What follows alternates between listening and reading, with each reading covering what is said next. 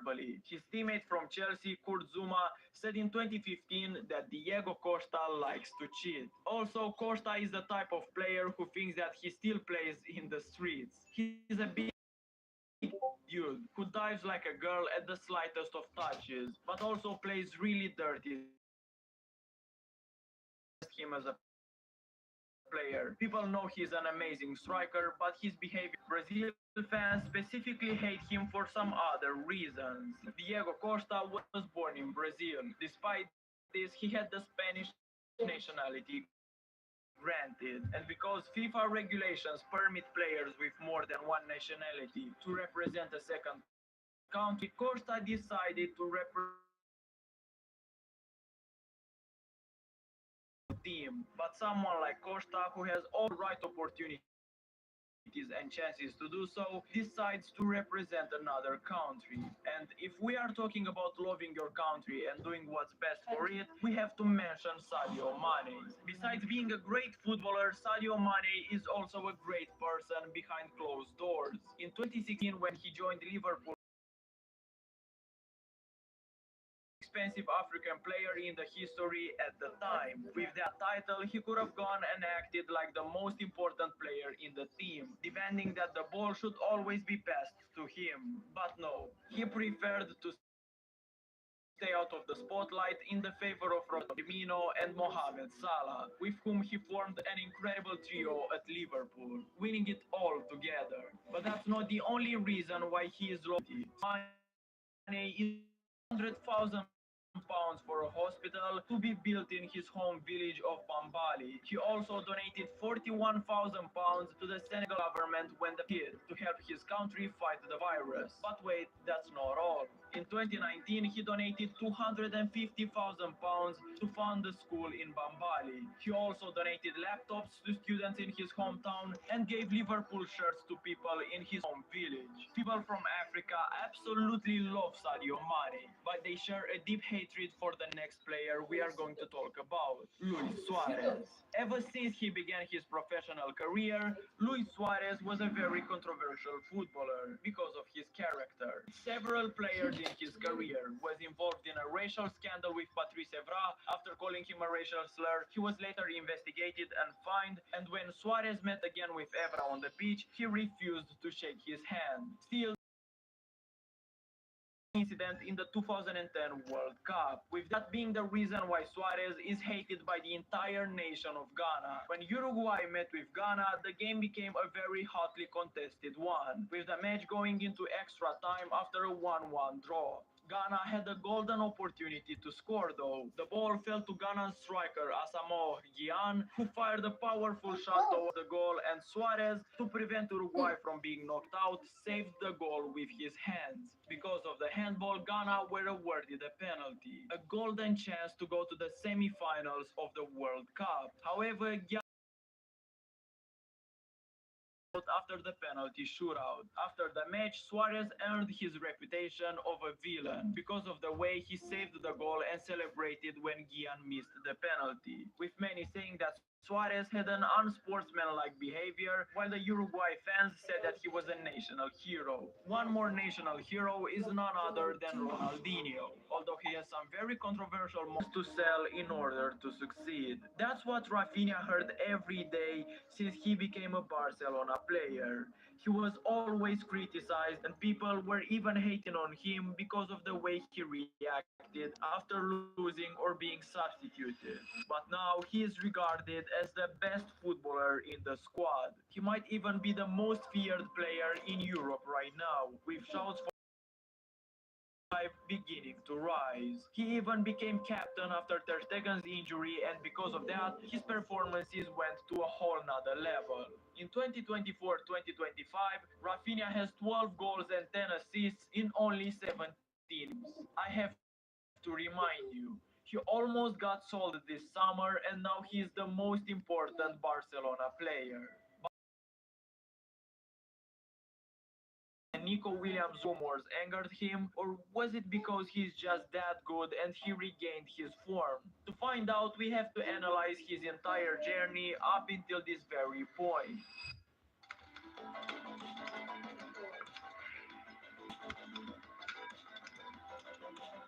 Rafinha was born in Brazil, Porto Alegre, a favela far from the city center. And like most Brazilians from that area, he had a difficult upbringing, suffering because of financial problems. At points, he even had to beg for food because otherwise he wouldn't survive. At the age of 7, Rafinha attended Ronaldinho's birthday party due to his father's relationship with the player. Why does this matter? It doesn't, but it is really cool. Like, Rafinha went to Ronaldinho's party, you know? Before starting his professional career, Rafinha participated in the Varzea tournaments until the age of 18, which was a network of matches and tournaments organized by the local community. The matches were played under harsh conditions, with no real regulations, with home fans harassing the away fans, gunshots, and clay with dust pitches. Some footballers also played shirtless, so that way they would know which team they are on. When Rafinha got noticed, he thought that finally had just begun.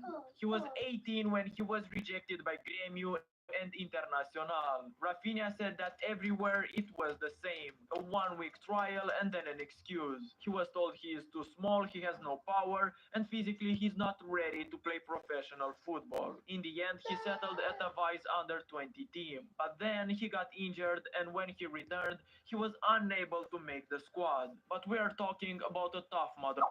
He was casted out, and Rafinha still trained on his own. After some time, he got tired of all the pressure and decided to finally give up. He called his mom and dad to tell them that he is coming back home and that he is done. His parents were fine with it. Everything was agreed until his mom said, if you ever give up on your dream, you'll have to get a normal job. And because Rafinha never finished school, he would have to work as a barber or find a job at a supermarket. His mom changed her jobs many times. She worked as a hairdresser, seller of perfumes, receptionist, waiter, and many more. But when she finally saved enough money to get a degree, she studied and got to a point where she could do what she loved. She never gave up. She sat on call with Rafinha to explain it all to him. She said that maybe because of all the setbacks, Rafinha forgot what he really, and by the time he hung up the phone, he remembered.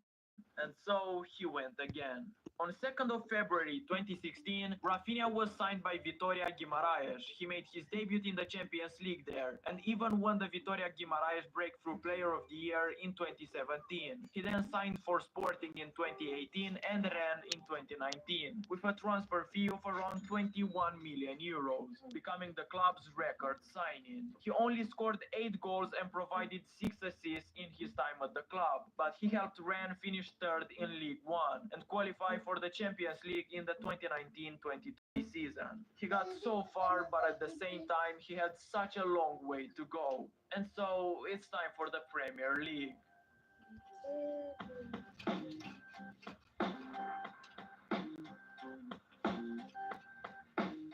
In October 2020, Rafinha completed his move to Leeds United for a fee of about 20 million euros, and it was finally done. He came a long way, from the favelas to the Premier League, and he didn't come there to fool around. In his first season, he scored 6 goals, but in his second one, he ended the season with 11 goals while also being the Leeds top scorer. The most important part, however, is at the end of the season, when Leeds were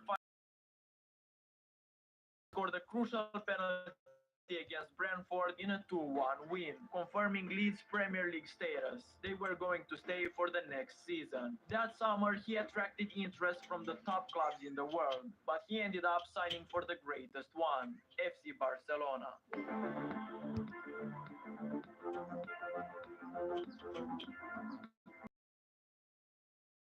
That plays football, the dream is to represent FC Barcelona one day, just like their ever-loving Brazilian idols, Neymar and Ronaldinho. It's a privilege that words can't describe, and Rafinha wasn't different. He dreamed of having this opportunity his whole life. At the same time, it's a huge pressure to play there. You have to go hard or go him long to score, as on 3rd of September he got his first Barcelona goal in a win against Sevilla. However, he still struggled in his first season there. He got 22 goal contributions, but the main problem was Dembele's comeback into the first 11. Rafinha was inconsistent and didn't bring the spark that everyone was expecting him to. Dembele, on the other hand, was fast and could assist from everywhere. In just a few months after joining Barcelona, Rafinha's contemplation of leaving the club came as a shock, especially given the resilience he demonstrated throughout his challenging upbringing. It was unexpected that a player with such a strong mindset would ever considering stepping away so soon. The relentless pressure proved overwhelming for him, something he wasn't fully accustomed to handling. The situation became even more difficult following Dembele's departure from the club in August 2023. Instead of getting into the team as a replacement for Dembele, a new star was looking to cause trouble for the Brazilian, a kid named Lamine Yamal, who is the greatest wonder kid of the century and a player who was better suited for the right wing role than Rafinha was. Despite this, Xavi still came up with a solution, and it all started from a simple question. What if Lamine Yamal and Rafinha played together in the same lineup? And the solution was to utilize Rafinha as a playmaker and at times as a left winger. Xavi received a lot of hate, but unfortunately nobody mentions that he was the one who reinvented Rafinha, and at this exact point the winger became a totally different player. In the quarterfinals match against PSG, Rafinha did something that no one ever expected. He scored 2 goals in the first leg and single-handedly led Barcelona to victory, a win which hyped everyone into thinking that Barca were going to win the UCL. In the second leg, Rafinha scored again.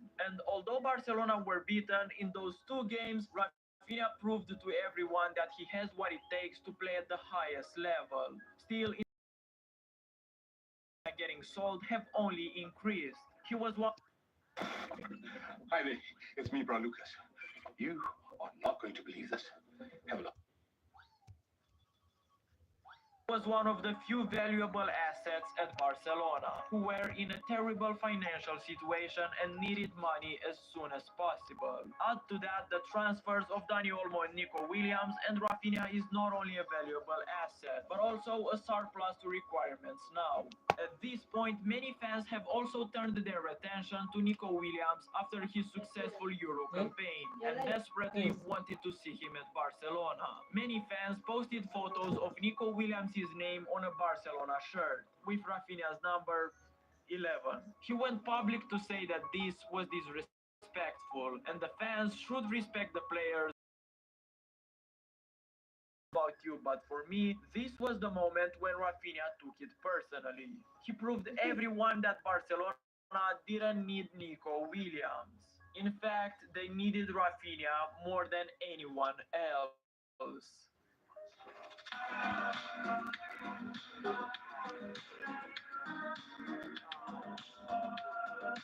When Hansi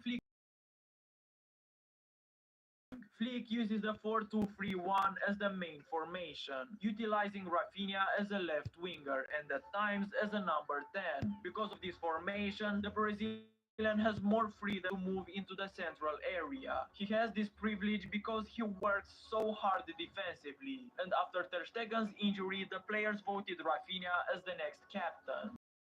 He improved his performances even more. This season, in just 17 games, he scored 12 goals and 11 assists, including a hat-trick against Bayern and 1 goal against Real Madrid in a 4-1 and 4-0 win respectively. To say that Rafinha has shocked the world is to say nothing. He also is the player with the most chances created in the top 5 leagues. He created 39 chances in 11 games, which is more than Cole Palmer, Florian Wirtz, and even Vinicius Jr. It's honestly impressive to see how a player who was labeled as a fake Brazilian became the best winger in the most prolific attacking trio in Europe alongside Lewandowski and Lamine Yamal. We never know what the future holds for us. But if Barcelona manages to win the Champions League and La Liga, I might have to do a new video about Rafinha winning the Ballon d'Or.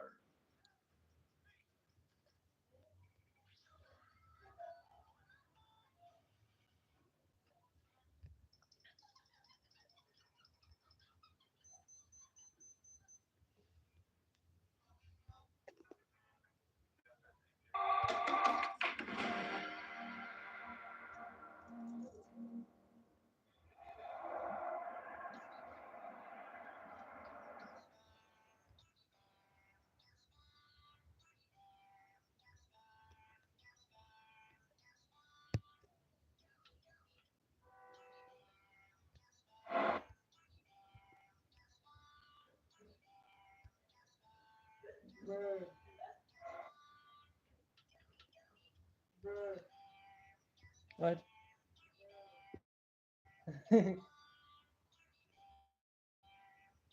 It is like,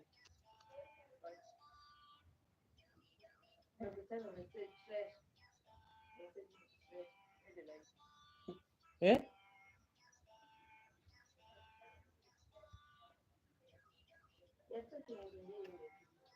Oh.